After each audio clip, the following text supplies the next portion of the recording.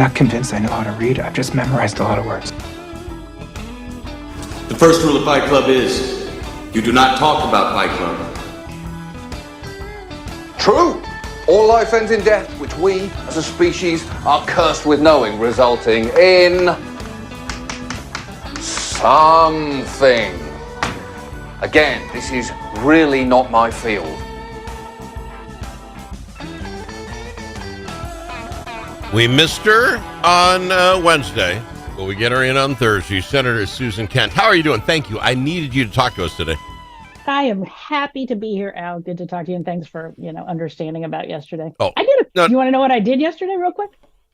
If you can share, sometimes it's not my business. When you say I have something I have to do, it's really none of my business. No, I went to a conference, and I told you I was going to a conference, but it was, I don't know if folks know or aware, there are a lot of these interesting associations in the state. This is the Coalition of Greater Minnesota Cities. And so they were meeting in Bemidji, and it's mayors and city council tends to be the people who attend, and they learn a lot about what's going on. Anyway, and they're great advocates at the Capitol. I know that from experience. And so they were doing a panel on local news because communities around the state, obviously in the country, are losing their local news. And so the executive director of the Minnesota Newspaper Association was there, and Aaron Brown, who is a wonderful columnist from The Range, and he's now working with the Star Tribune. And then the editor, a young woman from the Bemidji Pioneer. And so it was a really great discussion, and it was really great to see local folks really excited about that issue. But it was a lot of driving in the rain yesterday from Woodbury to Bemidji and back. I tell you, the rain has just been unforgiving. It's just relentless over and over again. But before we talk about that, on a sad note, Senator Bruce Anderson passed. Yeah. Did you know him? You must have worked with him back then, right? Yeah, absolutely. We were in the Senate together. We really didn't serve on any committees together, which I was thinking about that. Because, agriculture, not a lot for the Woodbury chick, that kind of thing. Yeah. But he was always kind and a nice man. And of course, my thoughts and my heart is with his family and his loved ones. And, and I know this is just really hard for certainly his caucus, emotionally, personally, because that is a small group of 30 some people who are really connected, and this was unexpected, and so I know that's really, really hard. Yeah. All right. Yeah. Very much like the Hortman, different, but you lose somebody right away you didn't expect it. We got lots to talk about there, but let's start with Woodbury and what's going on in your anything going on. It is nutty crazy. So just to set the stage, you and I have not talked since last Wednesday, and she took the stand on Thursday, and the verdict came down on Friday, and the news on Monday that she would actually be resigning soon. We'll see if that happens. Yeah. I've been missing on that bet for a while here. So real quick, I wanted her to be telling the truth. I wanted her to come on and say, she's been saying, once you hear my side and what was going on, you'll completely understand. And because she has two small children, and this is a family affair more than it is anything else, but it does affect all the state, I really wanted it to be true. The second the lawyer got up there and said, it was a welfare check, oh, you aren't, I'm sorry. It went downhill from there. Her testimony was weird. Believe me, I just carry a flashlight with a sock on it in the back of my car. That's just one thing after the next, like, dang it. And it did, the jury, I don't think you're out 3 hours. I mean, this was like, get together. Can we get lunch before we get out of here? I mean, it was that quick. When you heard the verdict, when you watched her on the stand, your thoughts? Well, I should say, so I had a lunch meeting that day on Thursday, and so I was listening to it in the car on the way to lunch. My lunch was with somebody who has been connected with the Senate, and so we had a lot to talk about over lunch. And then I had some errands I absolutely had to run on Thursday afternoon. So I'm wandering about Woodbury, grocery, retail, etc., with my AirPods in, which I never do, listening to her testimony. And I'm buying a baby gift for our nephew, who's going to have baby boys in a few months, because it was a shower this weekend. And I'm like in the Patina store, which is a gift shop, and like, I'm afraid I'm like expressing my opinions out loud with my AirPods in Patina. You can get that focus. You had, what were your, and I wasn't able to watch it live, but I watched all the footage of it, as they cut it down to 8-10 minutes blocks, and I watched all of it. And I just kept getting more and more upset. The cop video, the camera video. Yeah. There is nothing that woman said that I even in the foggiest believe. I'm going to tread lightly a little bit on that one. There were ways, and I heard other people, like some of the, Fox 9 live streamed it and had commentary going on, and there was a defense attorney talking about it. And, there was a sense that this just knit together too neatly with a lot of details that you're kind of like, really? I'll just say that my reaction to this whole thing is, from the beginning, has been twofold. She absolutely deserved her opportunity to defend herself in a court before a jury of her peers. That's our justice system. It is what it is. And separately, the issue about somebody serving an elected office is a separate question. That's about judgment and a bunch of other things. The same legal standard that keeps you out of jail is different than the one that says you really shouldn't be serving anymore. Right. So there was that. But, it just seemed very clear to me when I read the law on the burglary charge that there was really, no debate there. I can understand an intent conversation about it, but I agree. I felt like they could have actually, without trying to turn it into a welfare check, even had a defense that was a little more credible. But I don't understand. You're a reader, I'm sure.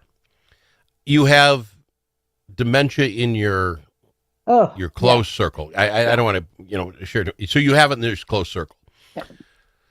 I would imagine you've read things you can do to help these people, things you can do to watch them. And I'm going to bet $100 right now to any gift of your choice. In none of those books does it say the best way to care for them is to sneak in, dressed in black, look at them, and no. Right. At 4:30, right. This is not. Otherwise, all the memory care places would have people in black and and they'd be sneaking around looking to see. The premise itself is off the charts. I mean, as anyone who's listened to me talk on your show over the past year and however many months since this happened knows I have a lot of feelings about this on a lot of levels. As the former holder of the same seat she currently occupies, as a constituent, as the child of 3 people with dementia, who, my father had dementia when he died. My mother is still in memory care in Dallas. It's tragic. And now my 50-year stepmother, and she's not 50 years old, she's been my stepmother for 50 years, has rapidly advancing dementia. So I can absolutely relate to this.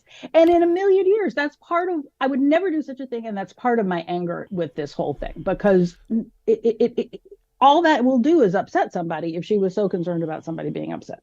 See, and this is my point. So when you use that as your argument, and I want to go to that on the other side, 50 years your stepmother, that's basically the gist of what we're talking about. Senator Mitchell, this was her stepmother, but not like yesterday, her stepmother from 50 years. 40 years in her case, yes. Mm-hmm. Okay, so to use that as your defense drives me nuts, and then you sit there and say, I get it, she has a right to go to court, and I don't disagree.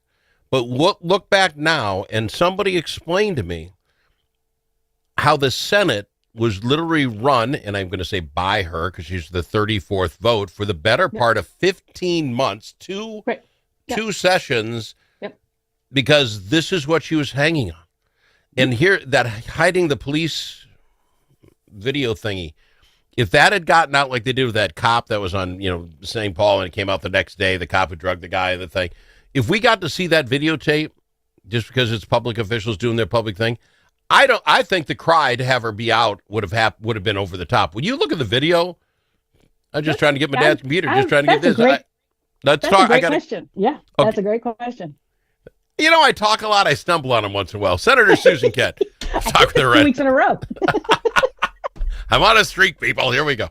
Tired of one-sided media and divisive noise drowning out your conservative values? Take back the conversation with Braver Angels. Join a grassroots movement to restore civility and find common ground without compromising your principles. As a conservative, your voice matters. Share your perspective on issues like immigration and public health in Red-Blue workshops and help rebuild trust in our great nation. Be a leader in depolarizing America. Sign up for free at mn.braverangels.org. Braver Angels, where conservatives, liberals, and independents unite for a stronger republic. You know that car sound that sounds like a cricket playing a banjo? Jay's can fix that. You know when you step on the brakes and your car sounds like a pair of tennis shoes in the dryer? Paul is a guy who specializes in that. And you know that sound that never happens when the mechanic's around? Paul took a whole course on that. If you own a car, you need to know Paul. Paul owns Jay's Auto Shop, 202 North Main Street, Blue Earth, 525-1052, 525-1052.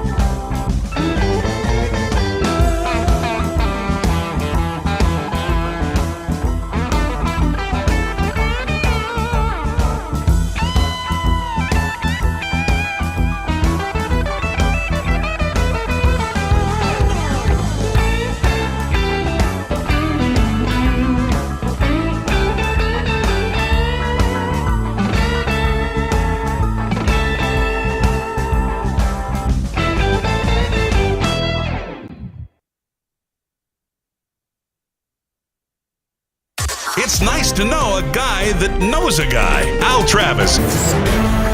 I know her. She is Senator Susan Kent. You've dealt with this, so you'll probably take this personally. The Senate, which I think even more so than the House, drives a lot of us normal people crazy in just kind of the weird rules that you all live by compared to the rest of us. I.e., we're going to vote to see if Senator Mitchell should vote, right? Because we had to, she's going to be there. Can she vote?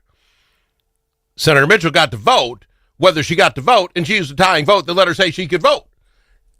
I don't know. It's conflict of interest. I don't know what the rules are. Regular life stuff, but she did it, and it lasted 15 months.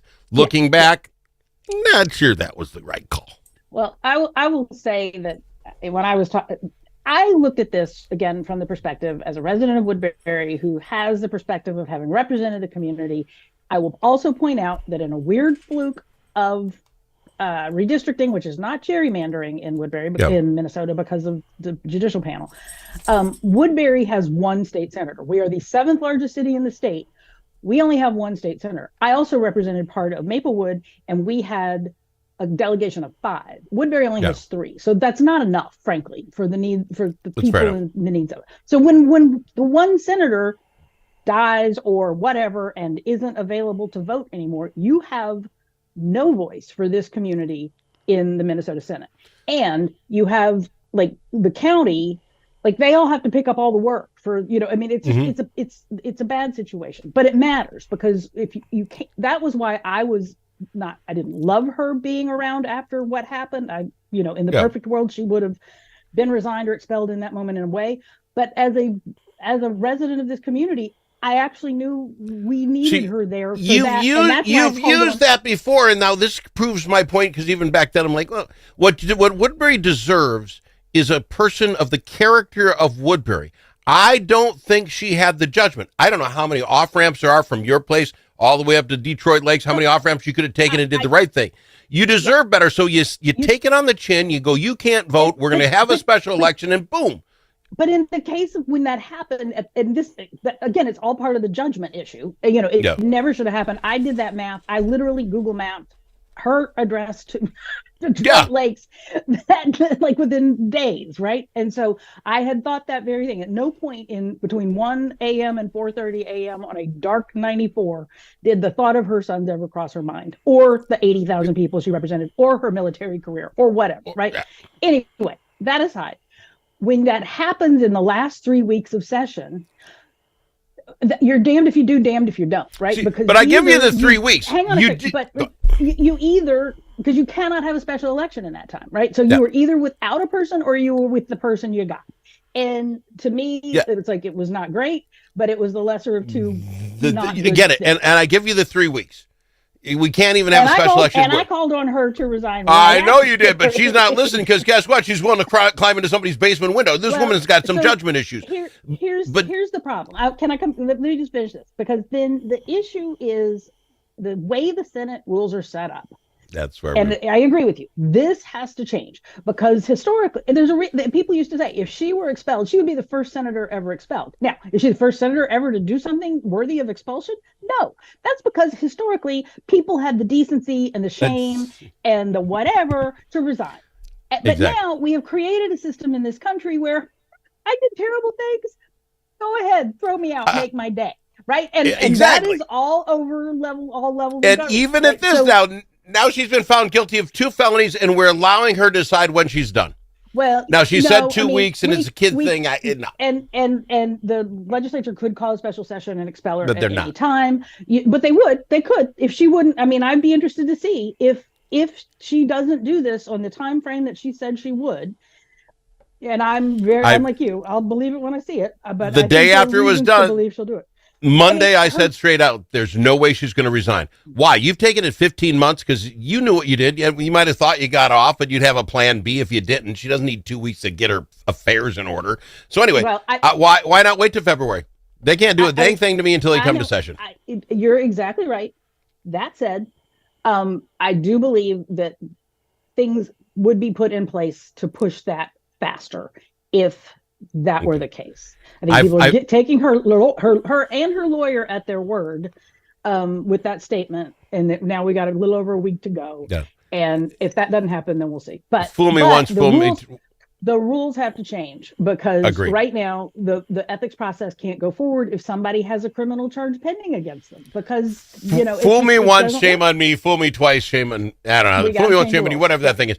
Because she's been lying up to this point. I got a great answer. She didn't have a great answer. She had nothing for an answer. So now I don't want her to be in charge of what she gets from us before. That's just me. Now, that being said, this is the craziest year ever in the history of all election ever. We will have up to 7 or 8 special elections. The Dietzig seat, we forget about that already. The guy who won but didn't win because he wasn't in this district. The Eichhorn seat, which is the Republicans' version of somebody got in trouble.